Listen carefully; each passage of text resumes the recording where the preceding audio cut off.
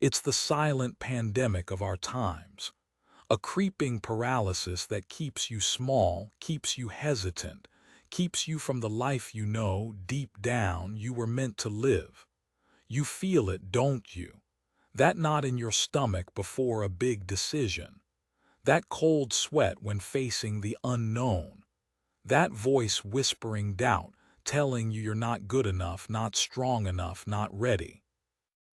Modern life, with its relentless pressure, its constant barrage of information, its manufactured anxieties, has turned fear into a constant, unwelcome companion for too many.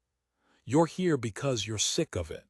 You're here because you want more than just coping mechanisms or temporary fixes.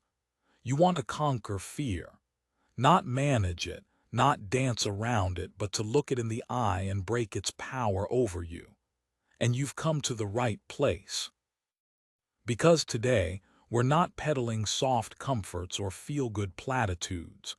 We're digging into the ancient, battle-tested blueprint of the Stoics, a philosophy forged in the fires of adversity, designed to build an unshakable mind. This isn't just theory. This is a practical, hard-hitting guide to systematically dismantling fear at its roots and building in its place a fortress of inner strength. This is how Stoics conquer fear. This is your blueprint for an unstoppable life. So silence the distractions, open your mind and prepare to forge your new self. The transformation starts now. The first and perhaps most brutal truth the Stoics force us to confront about fear is this. Fear is rarely a rational response to an external event. It is almost always the product of your internal judgments, your flawed interpretations, your untrained mind. Epictetus, a slave who became one of history's most revered Stoic philosophers, laid it bare. Men are disturbed not by things but by the views which they take of them. Let that sink in. It's not the storm that terrifies, but your belief that you cannot weather it. It's not the potential rejection that paralyzes you, but your judgment that rejection diminishes your worth. This is the Stoic autopsy of fear, a precise incision to reveal its true nature.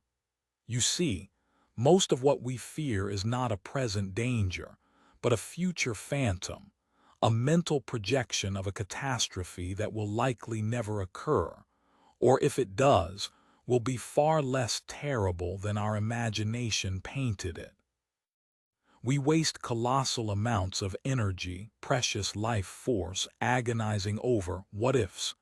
What if I fail? What if they laugh? What if I lose everything? The Stoics would call this madness. They understood that fear, left unchecked, becomes a self-fulfilling prophecy.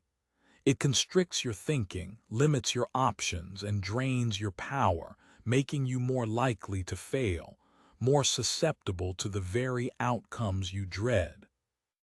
The weakness here isn't the external world. The weakness is an undisciplined mind that defaults to negative speculation and catastrophic thinking. To destroy this weakness, you must first acknowledge its origin, within you. Stop blaming circumstances. Stop blaming other people. Your fear is your responsibility because your judgments are your responsibility. This isn't to say you should be reckless or ignore genuine threats. Stoicism is about clear-eyed realism, not delusion. But it is about distinguishing between a lion in your path and a shadow on the wall that your mind has inflated into a monster. The positive outcome of internalizing this first principle is immense. You reclaim agency. If your judgments create your fear, then by changing your judgments, you can dismantle your fear. This is the ultimate power. So what's the actionable step? How do you begin this autopsy in your own life? Start by becoming a ruthless interrogator of your fears. When fear arises, don't just let it wash over you.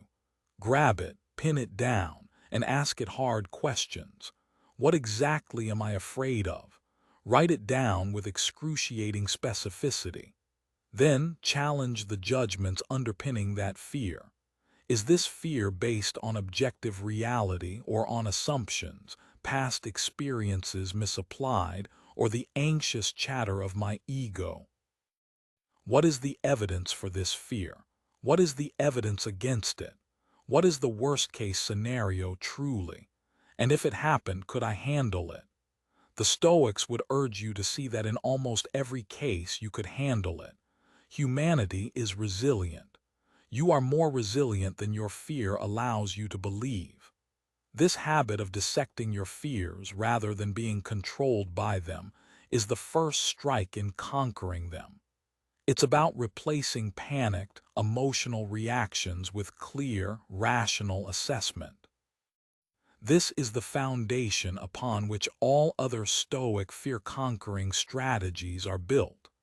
Master this, and you've already taken a giant leap from victim to warrior. Now, once you understand that fear originates in your judgments, the Stoics provide the next critical component of their blueprint, the iron law of control, more commonly known as the dichotomy of control. This is perhaps the most practical and immediately empowering tool in the entire Stoic arsenal. It's brutally simple in its premise, yet profound in its application. It states, some things are within our control and some things are not. Within our control are our own thoughts, judgments, desires, aversions, and our own actions. Outside of our control is everything else. Other people's opinions, our reputation as it's based on others' perceptions. Health, to a large extent, though we control our habits. Wealth, the weather, global events, the past, the future. The Stoic directive is radical.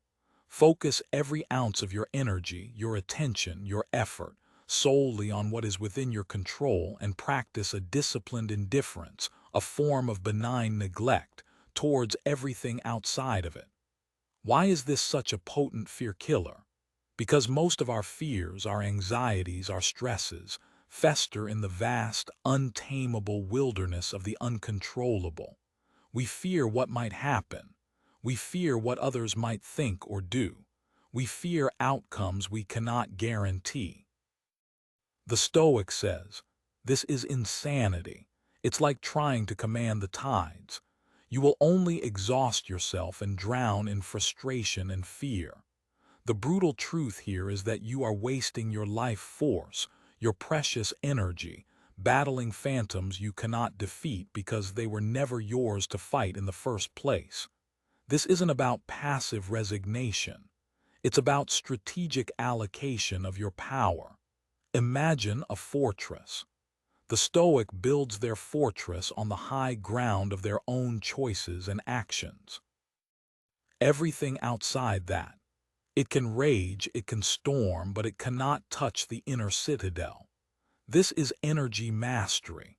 When you stop bleeding energy into the uncontrollable, you have an immense surplus to pour into what you can influence.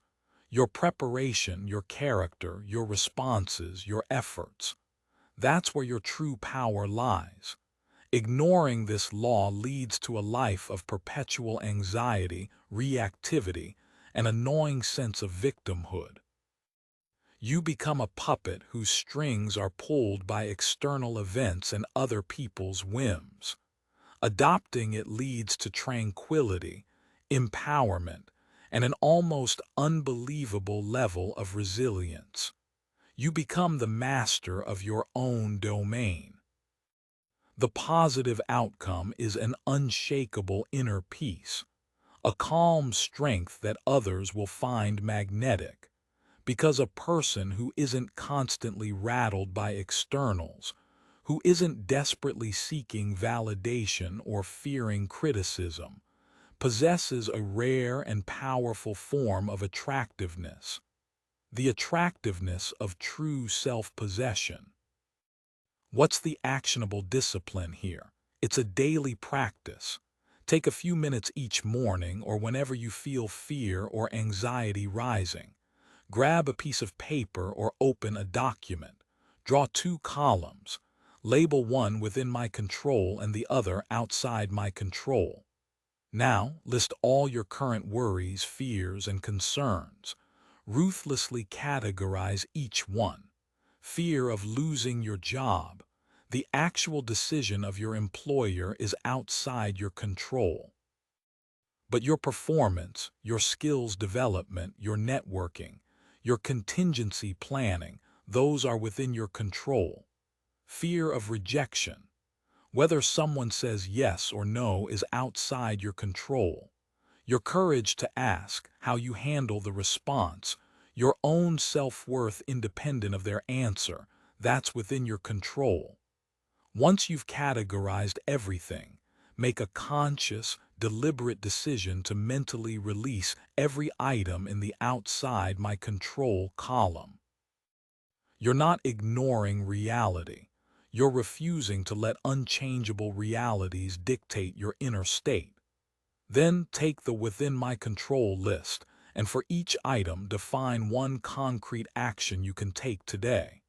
This isn't just an intellectual exercise, it's a rewiring of your operational mode. It's training yourself to be a creature of effective action, not helpless anxiety. This single habit, practiced consistently, will starve your fears and fuel your strength. It's the Stoic secret to building an invincible stronghold within yourself.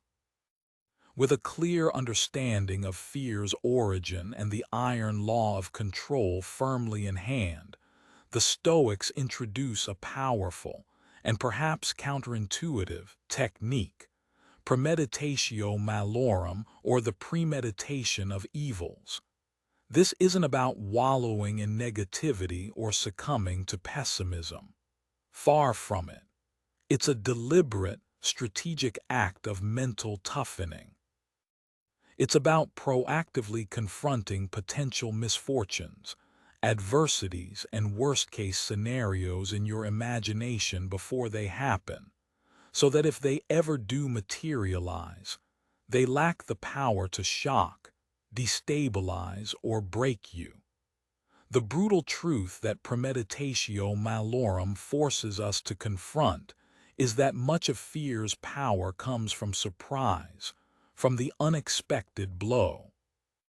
We spend so much time in wishful thinking, hoping for the best, that when adversity inevitably strikes because life guarantees adversity, we are caught off guard, unprepared, and emotionally shattered.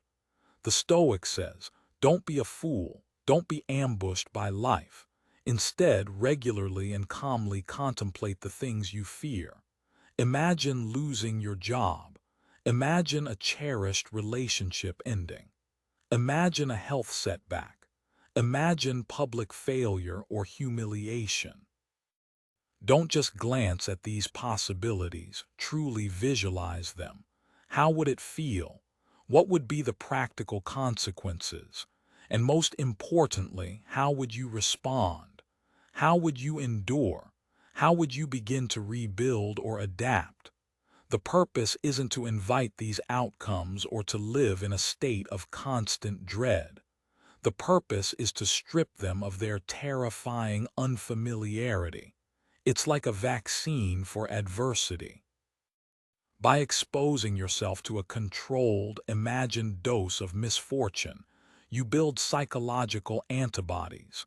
You rehearse your resilience. You realize that even in the face of these dreaded outcomes, you would likely survive. You would find a way. Your inner resources are greater than you think. This practice destroys the weakness of fragility, the tendency to crumble when things don't go according to plan. It cultivates a profound sense of preparedness and inner fortitude. Many people avoid this kind of thinking, believing it's negative. The Stoics knew it was profoundly practical. Think of a boxer preparing for a fight. Does he only imagine a swift knockout victory? No.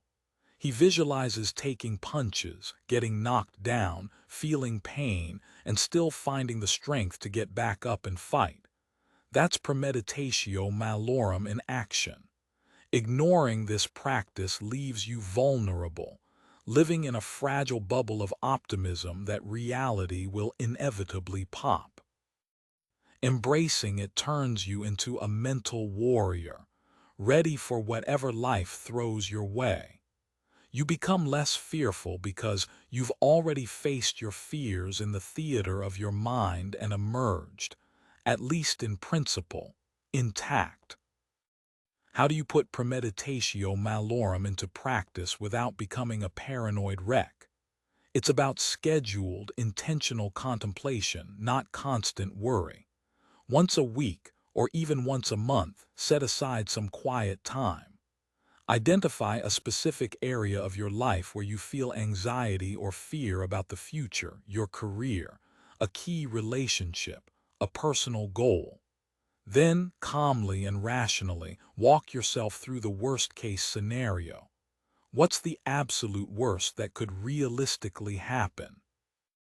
Don't catastrophize beyond reason, but don't shy away from plausible difficulties. Once you've visualized it, ask yourself 3 critical questions Seneca would have approved of. 1. How can I prevent this from happening or at least minimize its likelihood? This leads to proactive, constructive action based on your dichotomy of control. 2. If this does happen, what specific steps can I take to mitigate the damage and recover? This builds your coping strategy. 3. How can I use this potential adversity, or even its mere contemplation, to practice virtue, to become stronger, wiser, more resilient? This reframes even negative possibilities as opportunities for growth. You might even realize that the worst case isn't as devastating as your ambient anxiety makes it out to be.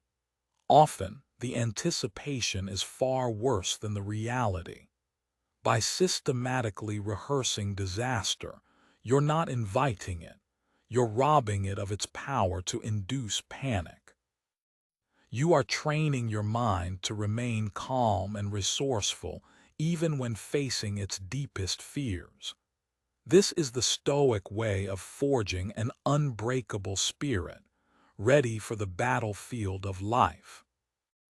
Building upon this foundation of rational assessment, focused control, and mental rehearsal, we arrive at a cornerstone of Stoic fearlessness that demands a profound shift in perspective.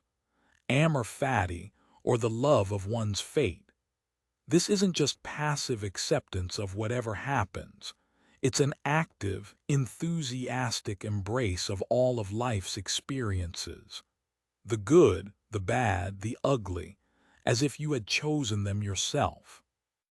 Marcus Aurelius, the Roman emperor and Stoic philosopher, wrote, "Accept the things to which fate binds you, and love the people with whom fate brings you together, and do so with all your heart."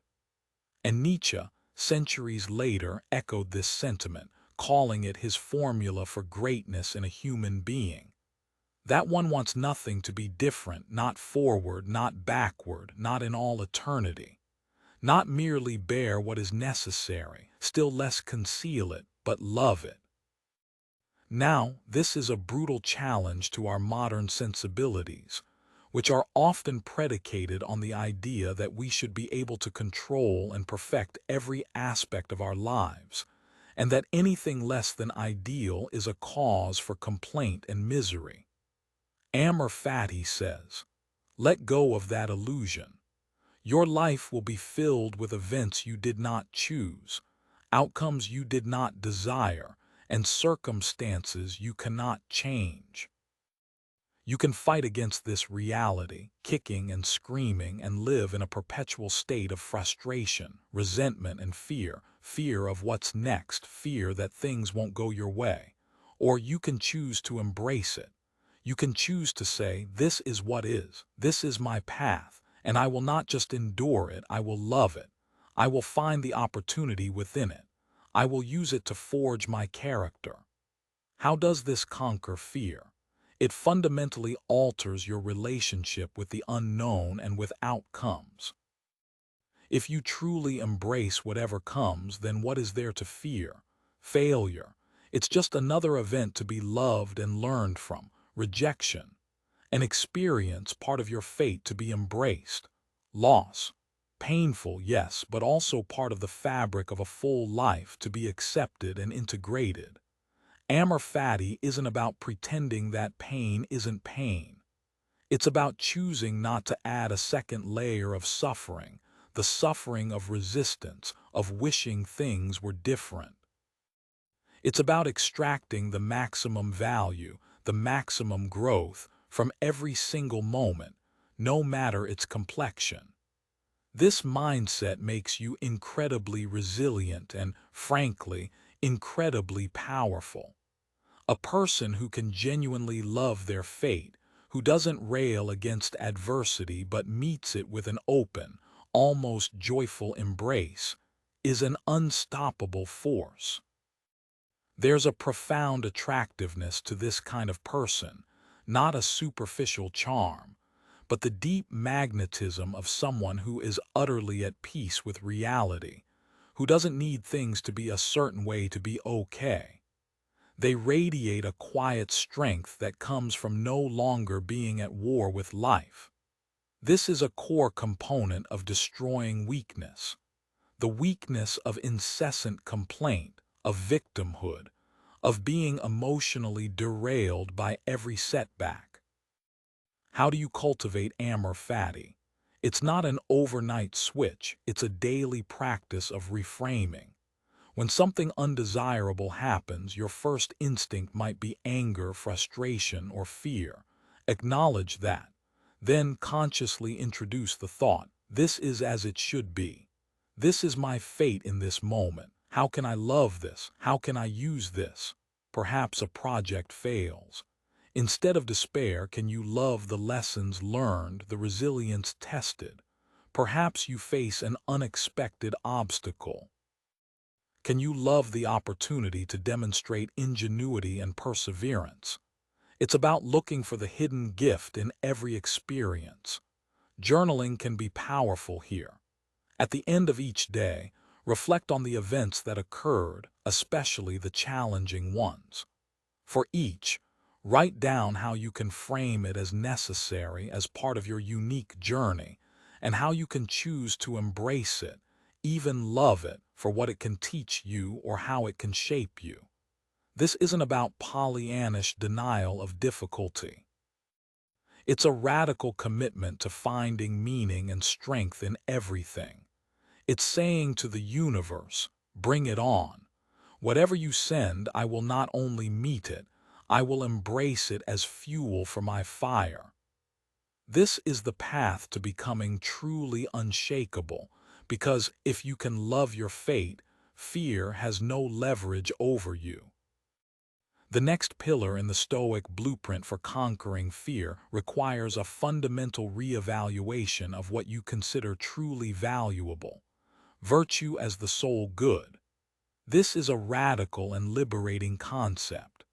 The Stoics, figures like Seneca, Epictetus, Marcus Aurelius, argued that the only true good is virtue, wisdom, justice, courage, and temperance.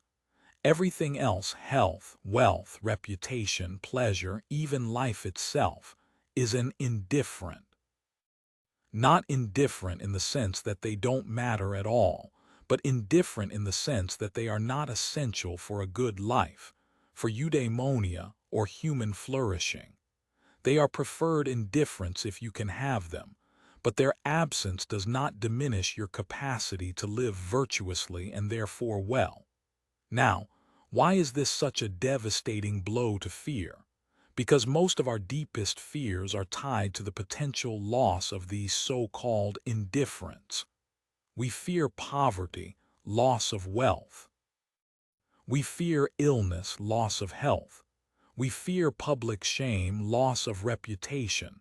We fear death, loss of life. We fear loneliness, loss of relationships, which we often see as essential for happiness. The Stoic says, "You are fearing the loss of things that cannot in themselves make you good or bad, happy or unhappy in the truest sense. Your character, your virtue, that is the only thing that truly belongs to you, the only thing that can be cultivated regardless of external circumstances, and the only thing that defines your worth as a human being."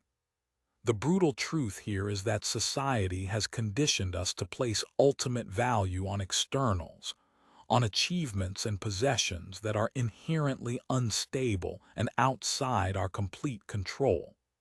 And this mistaken valuation is a breeding ground for chronic anxiety and fear. If your house burns down, it's a misfortune. But if you respond with courage, resilience, and a focus on rebuilding, you have not lost your virtue. If you lose your fortune, it's a setback. But if you maintain your integrity and work ethic, your core self remains untouched. This shift in your value system is like building your house on solid rock instead of shifting sand.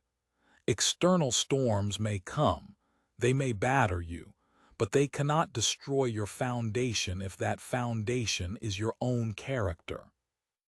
This makes you incredibly resilient to fear, because what can truly harm a person whose sole concern is to act with wisdom, justice, courage, and temperance?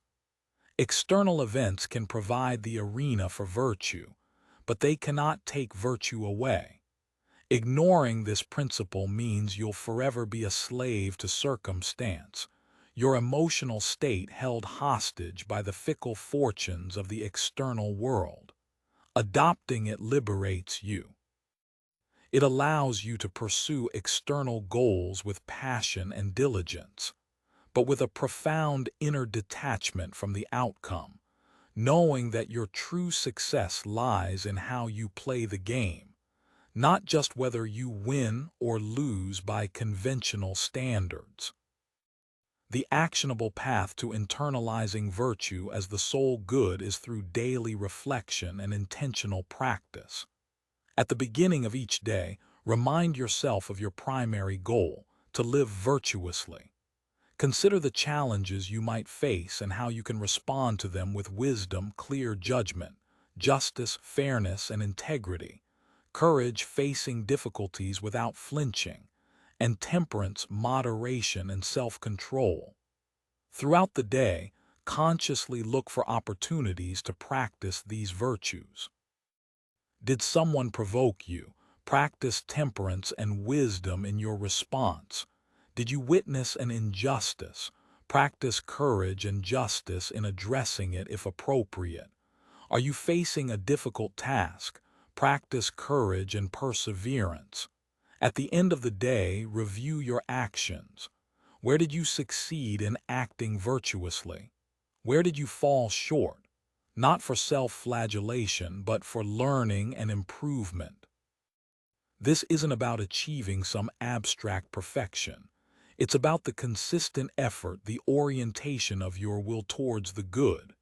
Ask yourself, if I lost my job tomorrow, or my health declined, or my reputation suffered unfairly, could I still strive to be a good person?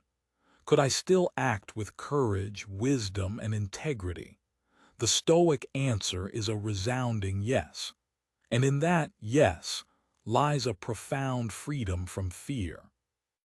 When your self-worth and your sense of a life well lived are anchored in your character, the chaotic winds of fortune lose their power to terrify you.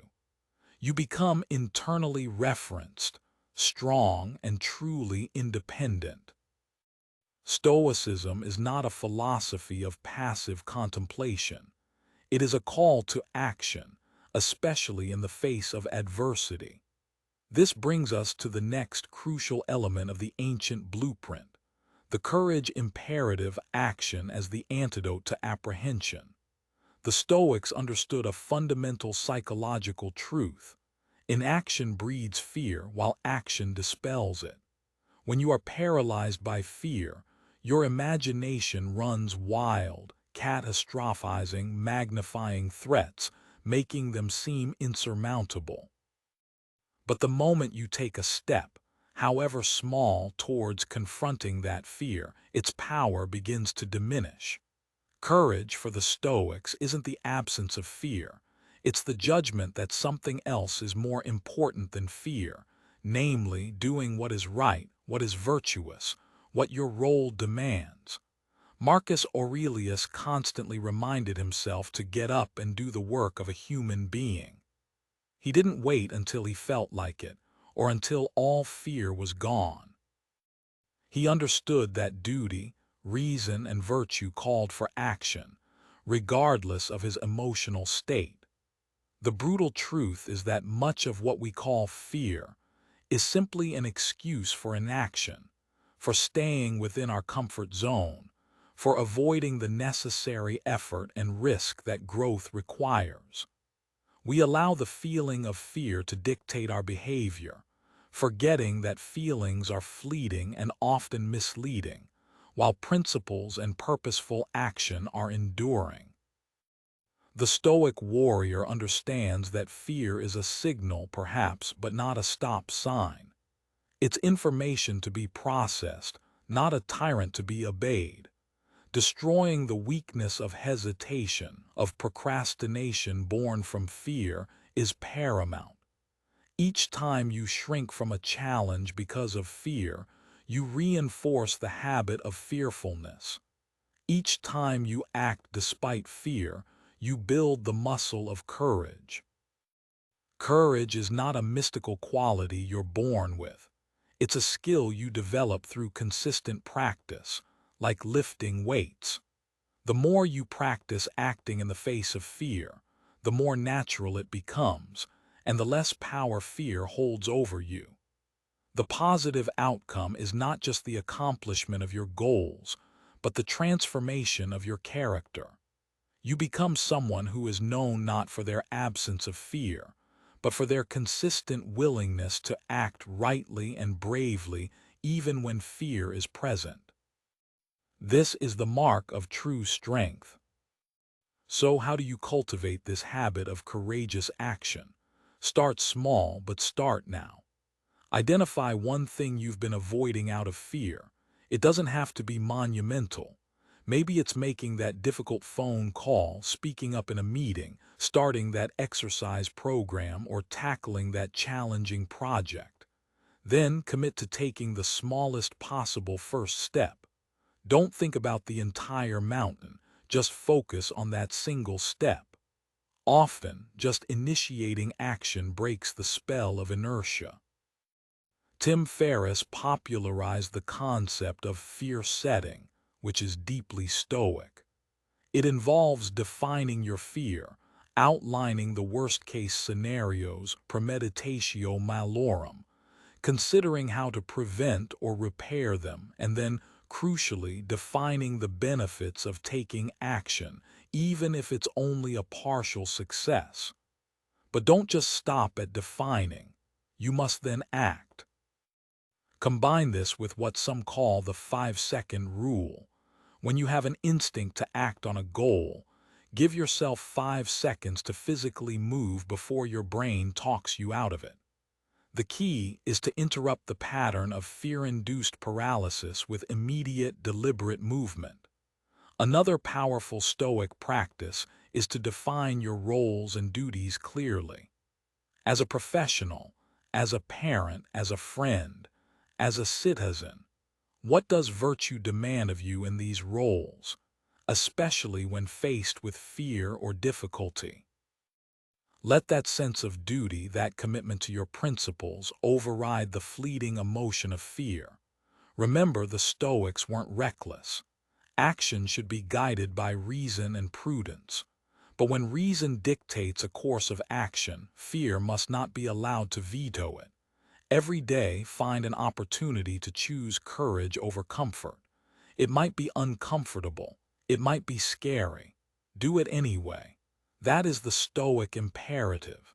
That is how you build an unstoppable will. Finally, to complete our Stoic blueprint for conquering fear, we turn to two deeply interconnected practices that provide profound perspective. Memento mori, remember you will die, and the view from above. These aren't morbid obsessions. They are powerful tools for recalibrating your priorities and pulverizing petty, everyday fears. Memento mori, the ancient practice of reflecting on your own mortality, might seem depressing, but the Stoics saw it as incredibly liberating. The brutal truth is that your time is finite. This life is not a dress rehearsal. Confronting this reality head-on doesn't lead to despair, but to urgency and clarity. When you remember that you will die, suddenly many of the things you fear, social awkwardness, fear of looking foolish, fear of minor setbacks, fear of missing out on trivialities, shrink into insignificance. What truly matters when your time is limited? Living with purpose, with virtue, with courage. Making a difference. Connecting authentically. Not wasting precious moments paralyzed by anxieties that, in the grand scheme of your entire life, let alone cosmic time, are utterly meaningless. Memento mori cuts through the noise. It forces you to ask, am I living in a way that I will be proud of on my deathbed? Am I letting fear dictate my choices, or am I living boldly in accordance with my values? This perspective makes you less likely to sweat the small stuff, less prone to the anxieties that arise from an overinflated ego or an excessive attachment to fleeting pleasures and approvals. The fear of death itself can be immense, but for the Stoic, even this can be met with equanimity by focusing on living a good life now, by understanding that the quality of life is not measured by its length, but by its depth and virtue. Coupled with memento mori is the view from above, a meditative technique Marcus Aurelius often employed. It involves imagining yourself looking down upon the earth from a great height, seeing all of human activity, cities, nations, the vastness of space and time. From this cosmic perspective, your personal problems, your individual fears, your anxieties about that presentation or that awkward social encounter appear incredibly small, almost comical in their transience. This isn't to belittle your struggles, but to contextualize them. It helps you detach from the immediacy of your worries and see them as part of a much larger, more impersonal tapestry. This practice cultivates a sense of calm objectivity and reduces the emotional charge of your fears. It helps to destroy the weakness of self-obsession, the tendency to see our own problems as the center of the universe. When you combine the urgency of memento mori with the expansive perspective of the view from above, you create a powerful psychological cocktail that dissolves many of the anxieties that plague modern life, especially social fears, the fear of judgment, and the fear of insignificance. How do you integrate these profound perspectives into your daily life? For memento mori, you can keep a small reminder, a skull icon on your phone, a coin, a note that prompts you to reflect on your mortality briefly each day. Not to be gloomy, but to ask, am I using this day well? Am I letting fear hold me back from what truly matters? Consider what you would do differently if you knew you only had a year, a month, or a week left. What fears would you cast aside? What actions would you take? Use this as fuel for courageous living now. For the view from above, try this short visualization exercise. When you feel overwhelmed by a specific fear or worry, close your eyes. Imagine yourself rising up, above your current situation, above your building, your city, your country, until you see the entire earth as a tiny blue marble in the vastness of space.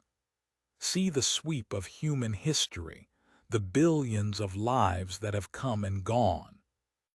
Now locate your tiny self and your current problem within that immense context. Does it still seem as all-consuming? This exercise, practiced regularly, can shrink your anxieties down to a manageable size, allowing you to approach them with greater calm and rationality. These aren't just intellectual tricks. They are profound shifts in perception that can fundamentally alter your relationship with fear, freeing you to live more fully, more bravely, and more purposefully. So there you have it, the ancient blueprint forged by the Stoics for conquering fear. It's not a quick fix or a magic pill. It's a comprehensive system for re-engineering your mind, for building an inner citadel of strength and resilience. We've walked through the core principles, understanding that fear is a product of your judgments, not external events. Mastering the iron law of control, focusing your energy only on what you can influence.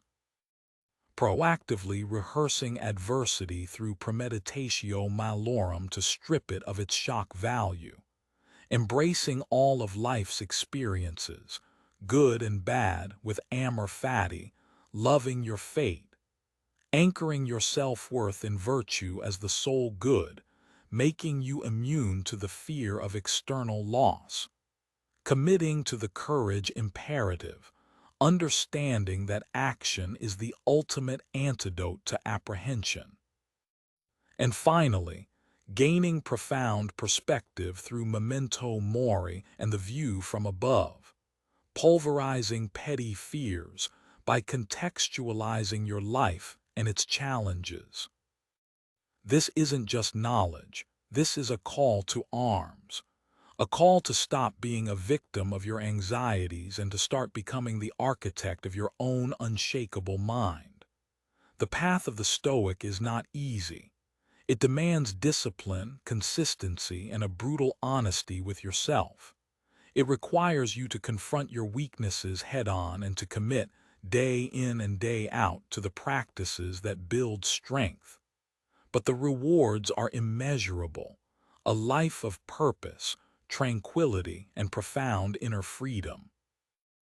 A life where fear no longer dictates your choices, where you meet challenges with courage and equanimity, where you are, in a word, unstoppable. The blueprint is now in your hands. The question is, what will you do with it? Will you let it remain mere information, or will you take these principles, these actionable strategies, and weld them into the very fabric of your being? Will you commit to the daily work of forging your Stoic shield, of building your inner fortress? The choice, as always, is yours. But know this, the power to conquer fear, the power to transform your life, resides within you. It always has. The Stoics simply showed us the way. Now go out and walk that path. Do the work. Conquer your fear, and claim the unstoppable life that awaits you.